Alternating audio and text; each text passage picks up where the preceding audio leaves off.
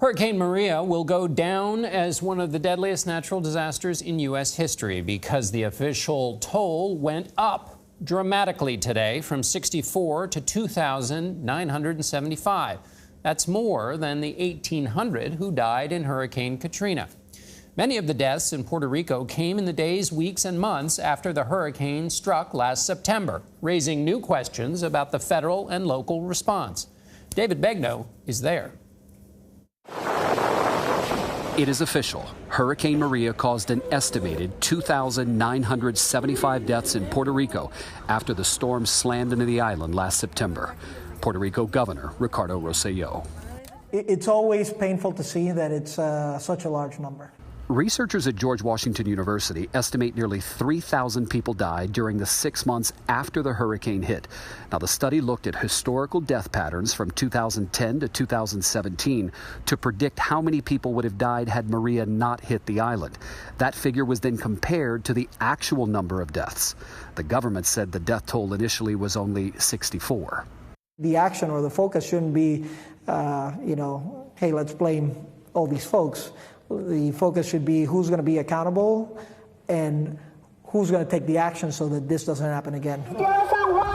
The mayor of San Juan, Carmen Yulín Cruz, says the governor should take responsibility. Now, when I saw people dying, I opted to shout it. I opted to ask for help. When others saw people dying, they opted to shut up. The report lays blame on the government, saying there was inadequate preparedness and personnel for the crisis. Officials admitted they were not adequately prepared for the direct and indirect impacts of a Category 4 hurricane. Days after the storm, President Trump visited the island and downplayed the impact of Maria.